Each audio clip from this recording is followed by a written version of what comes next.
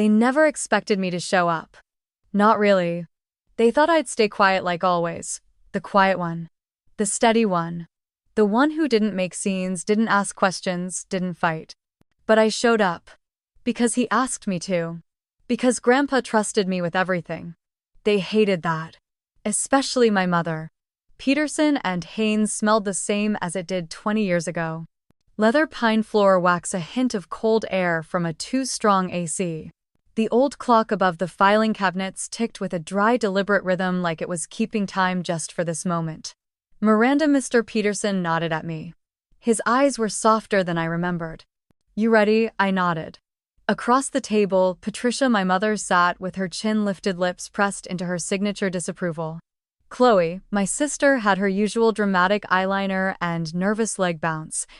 Donald, Mom's third husband, reclined like he was watching a reality show.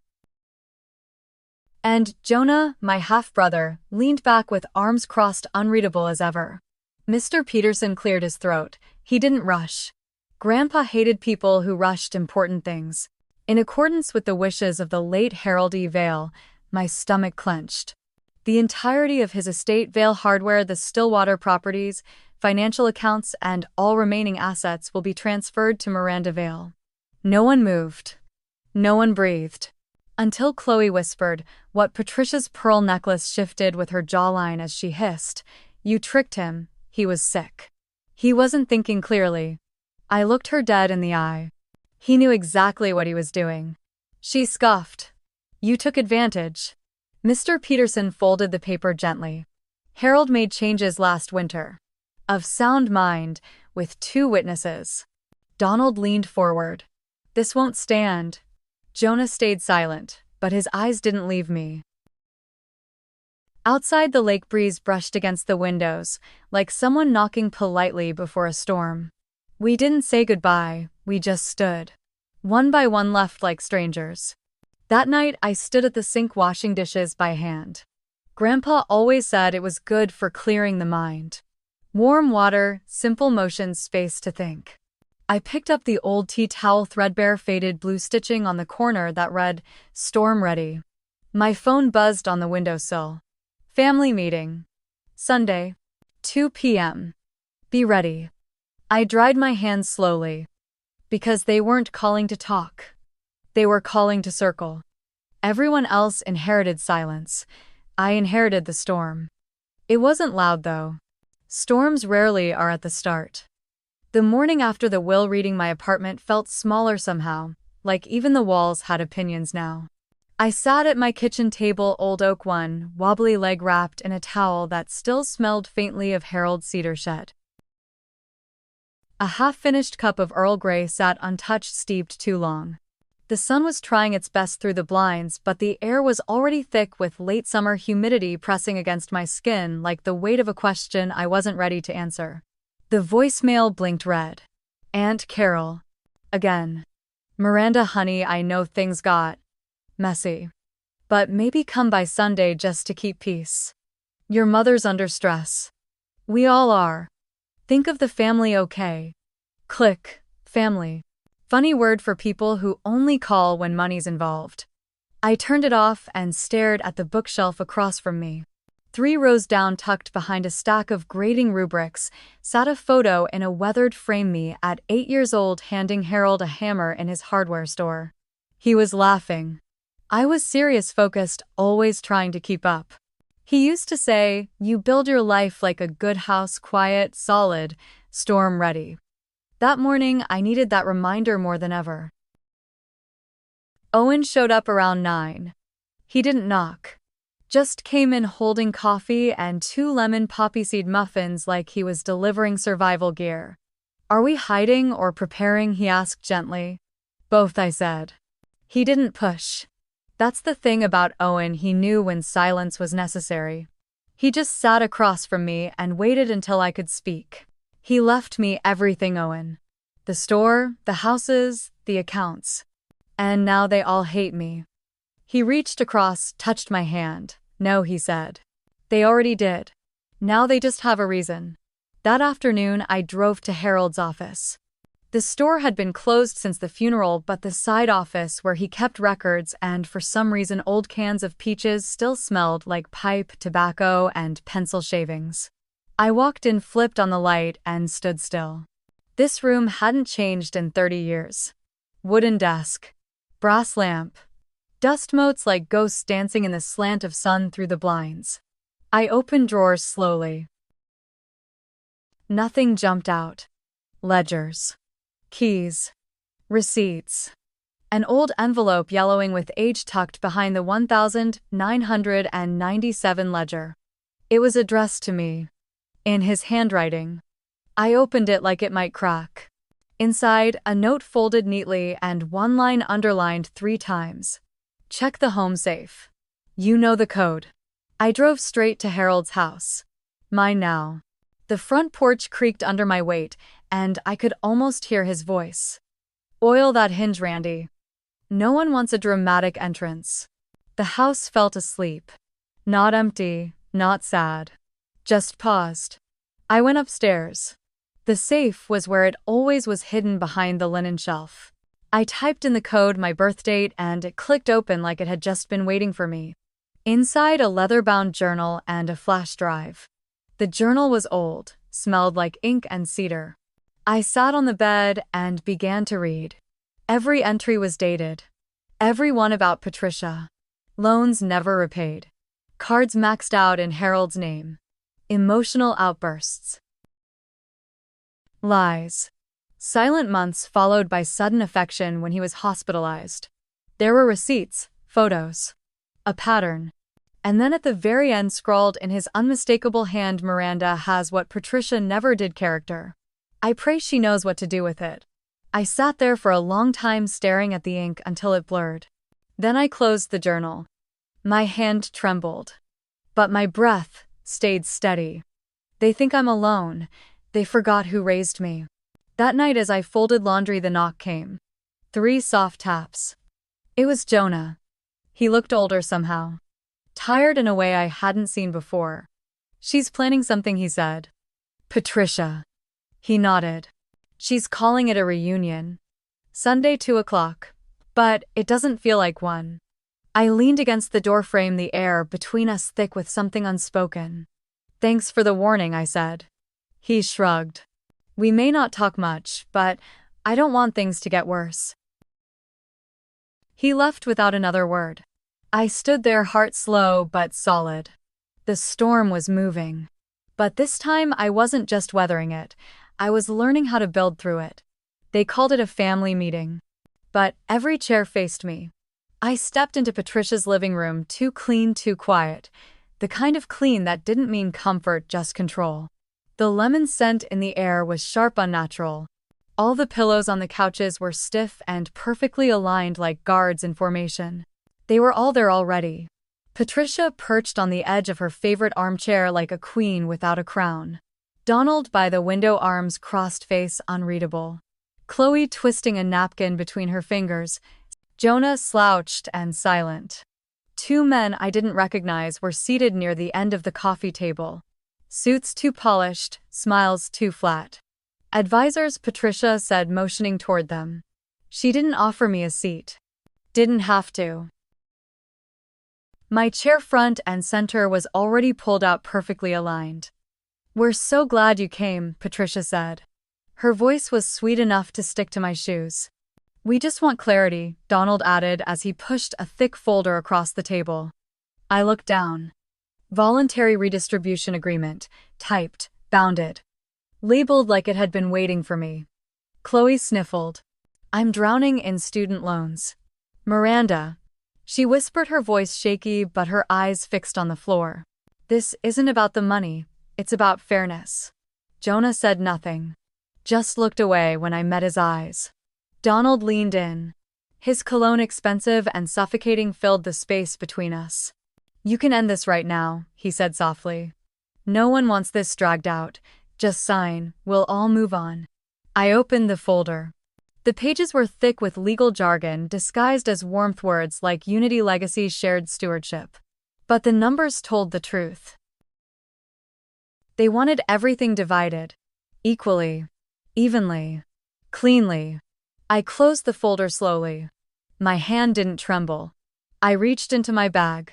From it I placed a worn leather journal on the table. Harold's handwriting visible on the first page. Sunlight caught the edge of the page's creased, lived in real. Before I sign anything I said, voice calm, would you like to hear what Dad wrote about you? Patricia stiffened.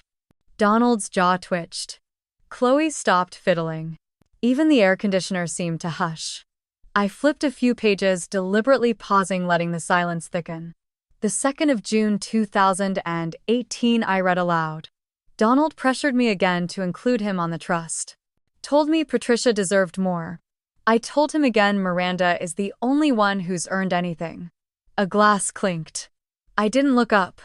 I turned another page. The 15th of October 2020. Found out Patricia used my name to co-sign Chloe's loan. Never asked. I forgave her, but I'm documenting this. Miranda needs to know who she's dealing with. Patricia's face turned stony. I closed the book gently, not slamming it, no theatrics. But it made a sound like the end of something. I reached for my phone. My lawyer's waiting outside, I said, still not raising my voice. I suggest we all hear the full picture. The hum of the AC kept going. But no one else said a word. They thought the pressure would break me.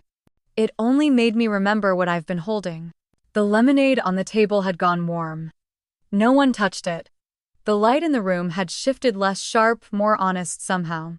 Or maybe that was just them. The people I used to call family. Suddenly didn't know where to look. I opened the envelope slowly. Inside was Harold's letter. His handwriting neat, precise, no shakiness in the strokes. I began to read. Miranda was the only one who never asked but always showed up. She did the hard things quietly. The right things without needing credit. She is who I trust, not because she's perfect but because she's steady. Silence. I turned the next page. I've kept records. In the second ledger drawer under the blue folder you'll find the journal. I wrote everything down so she'd never have to argue about it. So she'd never doubt that I saw what she carried. I laid the letter down. Lifted the journal. The spine creaked as I opened it. Each page was dated. Notes, loan amounts. Phone call summaries, excuses.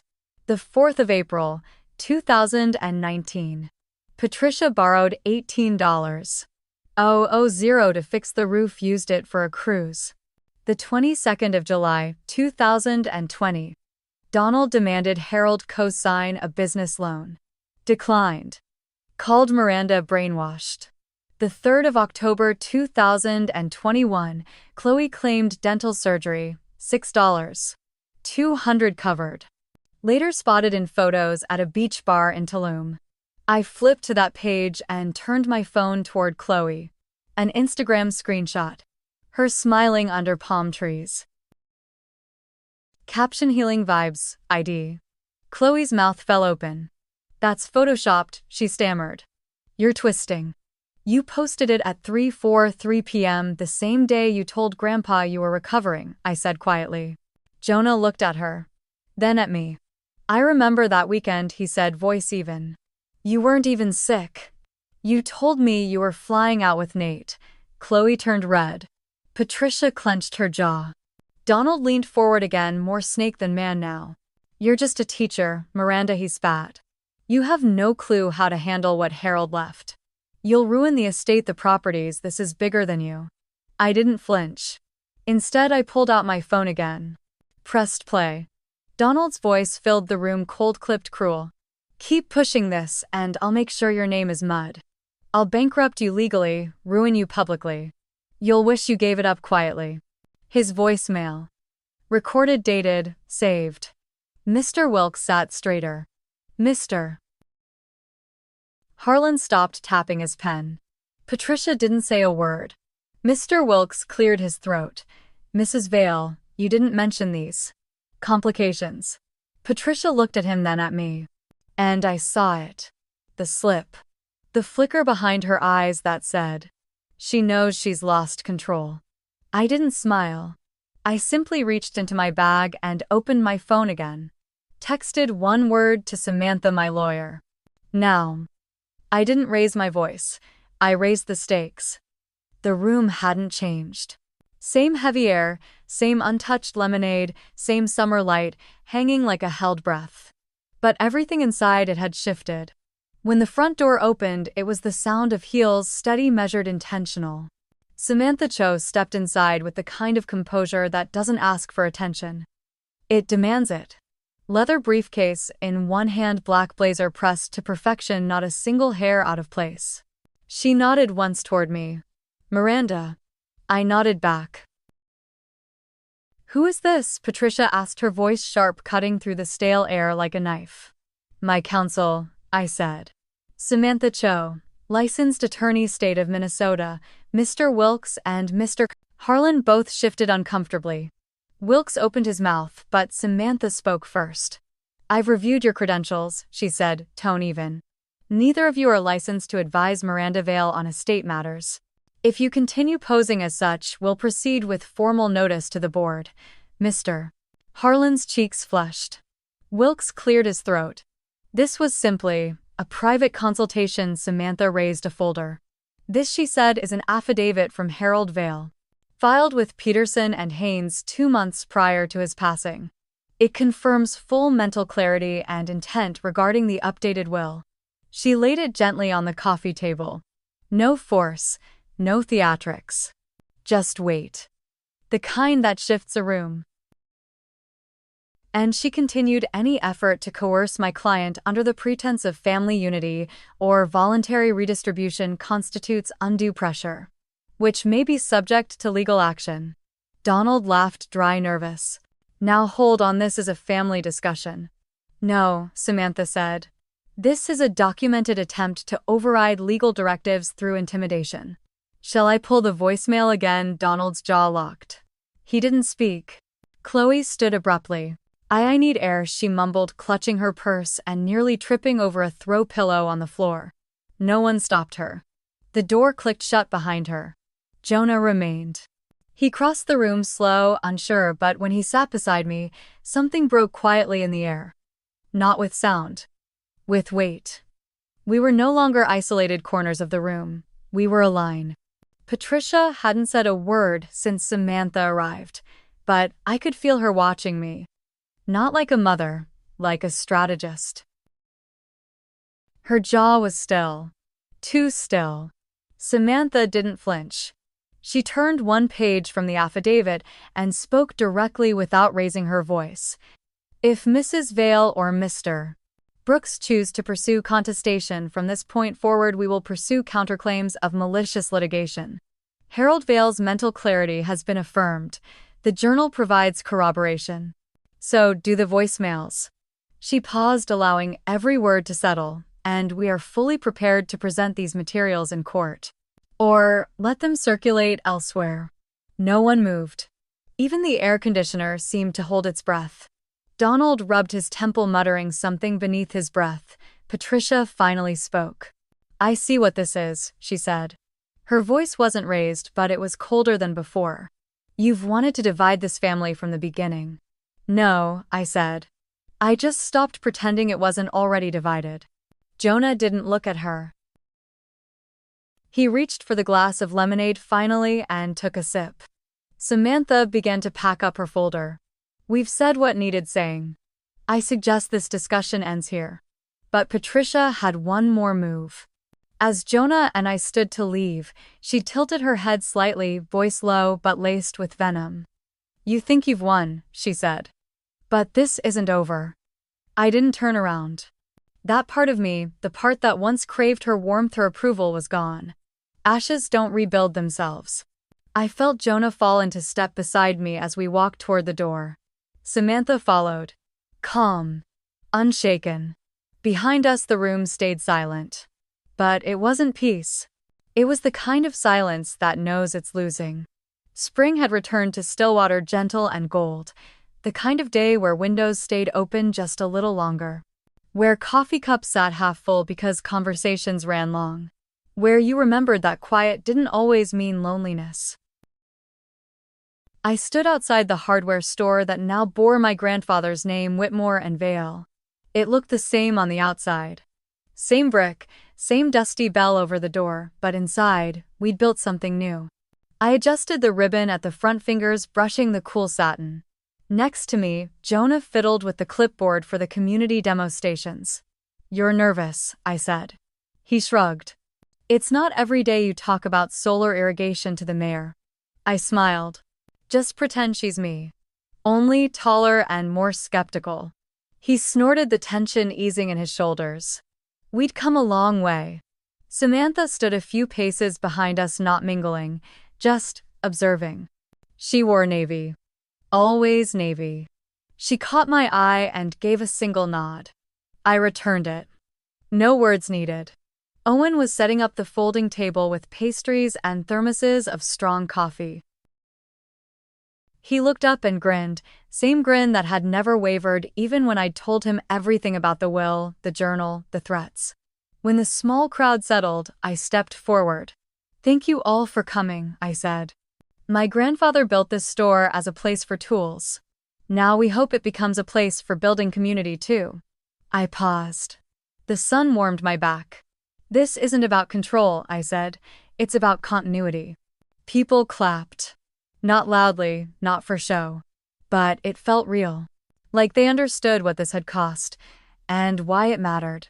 After the ribbon was cut, Jonah started guiding visitors through the new sustainability wing. Low flush plumbing. Solar-powered light kits. Locally sourced soil alternatives.